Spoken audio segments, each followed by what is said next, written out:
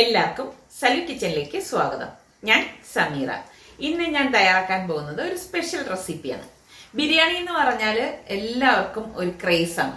പക്ഷെ അത് ഉണ്ടാക്കുന്നതിനെ കുറിച്ച് ആലോചിക്കുമ്പോൾ നമ്മൾ ചിലപ്പോൾ അതിൽ നിന്ന് പിന്മാറും. കാരണം അതുണ്ടാക്കാൻ വേണ്ട സാധനങ്ങൾ, പിന്നെ അതിന്റെ ഒരു മെനക്കേടൊക്കെ ആലോചിച്ചിട്ട്.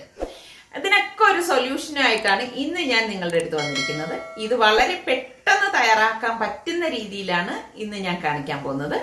അപ്പോൾ അതെങ്ങനെയാണ് തയ്യാറാക്കുന്നത് നമുക്ക് നോക്കാം. ആദ്യം തന്നെ നമുക്ക് ഗാർണിഷ് ചെയ്യാൻ വേണ്ട സവോളയും കാഷ്നട്ടും കിസ്മിസും ഒന്ന് ഫ്രൈ ചെയ്തെടുക്കണം. ഞാനിവിടെ 2 സവോളയാണ് എടുത്തിരിക്കുന്നത്. അത് ഫ്രൈ ചെയ്തെടുത്ത ശേഷം ഈ കാഷ്നട്ടും കിസ്മിസും കൂടി ഇതുപോലെ ഇട്ട് ഫ്രൈ ചെയ്തെടുക്കും. ഈ ബിരിയാണിക്ക് വേണ്ടി ഞാൻ സെല്ല റൈസാണ് എടുത്തിരിക്കുന്നത്. സെല്ല ബസ്മതി റൈസ് എന്ന് പറഞ്ഞ് നമുക്ക് വാങ്ങാൻ കിട്ടും. ഇതുപോലെ ഇരിക്കും ഈ റൈസ്. അപ്പം ഇത് ഞാനിവിടെ 2 ഗ്ലാസ് ഒരു പാത്രത്തിലേക്ക് ഇട്ടിട്ട് നന്നായിട്ടൊന്ന് കഴുകി കുറച്ച് വെള്ളം ഒഴിച്ച് മാറ്റി വെക്കും. ഒരു പ്രഷർ കുക്കർ അടുപ്പത്ത് വെച്ചിട്ട് ഇതിലേക്ക് ഞാൻ 1 ടേബിൾ സ്പൂൺ വെളിച്ചെണ്ണ ഒഴിച്ചു കൊടുക്കുകയാണ്. പിന്നെ ഇതിലേക്ക് ഞാൻ 1 ടേബിൾ സ്പൂൺ മുളക് പൊടിയും 1/2 ടീസ്പൂൺ മഞ്ഞൾപ്പൊടി ഇട്ട് ഇതുപോലെ ഒന്ന് ഇളക്കി കൊടുക്കും. പൊടികൾ കരിയാതെ ഒന്ന് നോക്കണേ. ഇതൊന്ന് ഇളക്കിയ ശേഷം ഞാൻ ഇതിലേക്ക് 4 പുഴുങ്ങിയ മുട്ട ഇട്ടിട്ട് ഇതുപോലൊന്ന് വാട്ടിയെടുക്കും. ഒരുപാട് നേരമൊന്നും ഇതിൽ കിടക്കണ്ട കേട്ടോ. ജസ്റ്റ് ഇതുപോലൊന്ന് ഇളക്കിയെടുത്താൽ മതി. ഈ മുട്ട നമ്മളൊന്ന് വരഞ്ഞിട്ടാണ് ഇതുപോലെ വാട്ടിയെടുക്കുന്നത് കേട്ടോ. ഈ മുട്ട ഒരു പ്ലേറ്റിലേക്ക് മാറ്റി വെക്കാം. ഇതേ കുക്കറിൽ തന്നെ ഞാൻ 3 ടേബിൾ സ്പൂൺ വെളിച്ചെണ്ണയും 1 ടേബിൾ സ്പൂൺ നെയ്യും കൂടി ഇട്ട് കൊടുക്കുകയാണ്. അതൊന്ന് ചൂടാകുമ്പോഴേക്ക് ഞാനിവിടെ 2 സവാള സ്ലൈസ് ചെയ്തതും 1 ടേബിൾ സ്പൂൺ ജിഞ്ചർ ഗാർലിക് പേസ്റ്റും എടുത്തിട്ടുണ്ട്. ഇതെല്ലാം കൂട്ടിയിട്ട് ഒരുമിച്ച് തന്നെ ഇട്ട് ഒന്ന് ഇളക്കി കൊടുക്കും. ഇനി ഇതിലേക്ക് ഞാനിവിടെ 3 ഗ്രാമ്പൂവും 2-3 പീസ് പട്ടയും 2 ഏലക്ക എടുത്തിട്ടുണ്ട്. അതും കൂടി ഇട്ട് ഇളക്കി കൊടുക്കണം.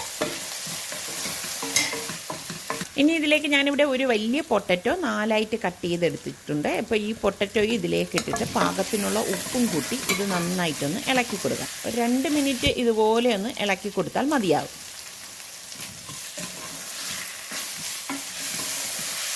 ഇനി ഇതിലേക്ക് ഞാൻ 1/2 ടേബിൾ സ്പൂൺ മഞ്ഞൾപ്പൊടിയും 1/2 ടേബിൾ സ്പൂൺ മല്ലിപ്പൊടിയും 2 ടേബിൾ സ്പൂൺ കാശ്മീരി ചില്ലി പൗഡറും 1/2 ടേബിൾ സ്പൂൺ ഗരം മസാല പൊടിയും കൂടിയിട്ട് ഇളക്കി കൊടുക്കും. ഇതെല്ലാം കൂട്ടിയിട്ട് നന്നായിട്ട് ഒന്ന് ഇളക്കിയ ശേഷം ഞാൻ ഇതിലേക്കുള്ള പൊട്ടറ്റോ മാറ്റി വെക്കുവാണ്. ഇതുപോലെ നമ്മൾ മാറ്റി വെക്കണം. ഇനി ഞാനിവിടെ 2 ടൊമാറ്റോ ചെറുതായിട്ട് അരിഞ്ഞെടുത്ത് വെച്ചിട്ടുണ്ട്. ആ ടൊമാറ്റോ ഈ മസാലയിലേക്ക് ഇട്ടിട്ട് എല്ലാം കൂട്ടിയിട്ടൊന്ന് ഇളക്കി കൊടുക്കാം. ഇതുപോലെ ഒന്ന് ഇളക്കിയ ശേഷം ഞാനിവിടെ 1 പിടി മല്ലിയില ഇതുപോലെ ചെറുതായിട്ട് അരിഞ്ഞെടുത്തിട്ടുണ്ട്. അതും കൂടിയിട്ട് നന്നായിട്ടൊന്ന് ഇളക്കി കൊടുക്കണം. ഇനി ഞാൻ ഇതിലേക്ക് ബോംബെ ബിരിയാണി മസാല ചേർക്കുന്നുണ്ട്. അത് ഞാനിവിടെ 2 ടേബിൾ സ്പൂൺ മസാലപ്പൊടിയാണ് ചേർക്കുന്നത്. അപ്പം നിങ്ങളുടെ കയ്യിൽ ഏത് ബിരിയാണി മസാല ഉണ്ടെങ്കിലും വേണമെങ്കിൽ ചേർത്ത് കൊടുക്കാം. അതില്ലെങ്കിൽ പ്രശ്നമൊന്നുമില്ല കേട്ടോ. അപ്പോൾ ഇതെല്ലാം കൂട്ടിയിട്ട് നല്ലതുപോലെ ഒന്ന് ഇളക്കി കൊടുക്കാം. ഇനി ഞാനിവിടെ കഴുകി ഊറ്റി വെച്ചിരിക്കുന്ന ഈ റൈസ് ഇതിലേക്ക് ഇട്ടിട്ട് എല്ലാം കൂട്ടിയിട്ടൊന്ന് മിക്സ് ചെയ്ത് കൊടുക്കും.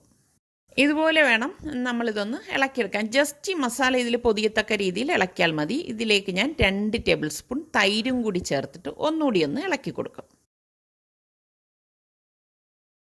ഇത്രയും മതിയാകും. 1 ഗ്ലാസ് അരിക്ക് 1.25 ഗ്ലാസ് വെള്ളം എന്നതാണ് കണക്ക്.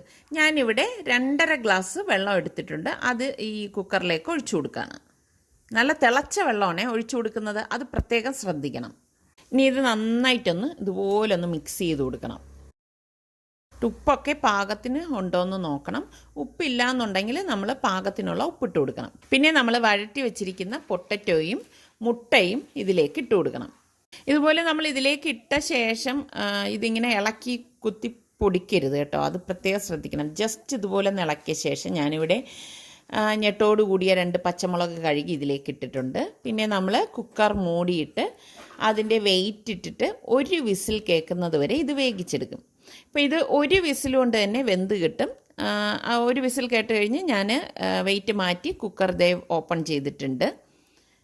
ഇപ്പോൾ കണ്ടോ നമ്മളുടെ ബിരിയാണി ഇവിടെ പാകത്തിന് വെന്ത് വന്നിട്ടുണ്ട്. അപ്പോൾ ചൂടോടുകൂടി നമ്മൾ ഇതെടുക്കരുത്. അങ്ങനെ എടുത്തു കഴിഞ്ഞാൽ ഇത് പൊടിഞ്ഞു പോവും. ഇതിപ്പം ഒന്നും പറ്റിയിട്ടില്ലാണ്ട് വെന്ത് കുഴഞ്ഞിട്ടോ ഒന്നുമില്ല. അതുകൊണ്ടാണ് ഞാൻ പറഞ്ഞത് നമ്മൾ ഈ ബിരിയാണി തയ്യാറാക്കുമ്പോൾ എപ്പോഴും സെല്ല ബസുമതി റൈസ് എടുക്കുന്നതാണ് ഏറ്റവും നല്ലത്. അപ്പോൾ ഞാൻ ഇതിൻ്റെ മുട്ടയും പൊട്ടറ്റോയും ഒക്കെ ഒരു പ്ലേറ്റിലേക്ക് മാറ്റി വെച്ചിട്ട് റൈസ് ഞാൻ പ്ലേറ്റിലേക്ക് വെച്ചിട്ട് പിന്നെ നമ്മൾ മാറ്റി വെച്ചിരിക്കുന്ന പൊട്ടറ്റോയും മുട്ടയും ഒക്കെ ഇതിന് മീതെ വെച്ചിട്ട് നമ്മൾ സെർവ് ചെയ്യുകയാണ് ചെയ്യണത്. പിന്നെ ഇതിൻ്റെ മീതെ ഗാർണിഷ് ചെയ്യാൻ നമ്മൾ വറുത്ത് വെച്ചിരിക്കുന്ന സവാളയും അതുപോലെ തന്നെ കാഷ്നട്ടും കിസ്മിസും കുറച്ച് മല്ലിയിലയൊക്കെ ഇട്ട് നമുക്ക് സെർവ് ചെയ്യാവുന്നതാണ്. അപ്പോൾ ഈ വീക്കെൻഡ് സ്പെഷ്യൽ എഗ് ബിരിയാണി നിങ്ങളെല്ലാവരും ട്രൈ ചെയ്ത് നോക്കിയിട്ട് അഭിപ്രായം പറയണേ. ഇനി മുട്ട കഴിക്കാത്തവരാണ് നിങ്ങളെങ്കിൽ ആ മുട്ട ഒഴിവാക്കിയിട്ട് ബാക്കിയുള്ളതിട്ട് ഉണ്ടാക്കിയെടുത്താൽ മതി കേട്ടോ.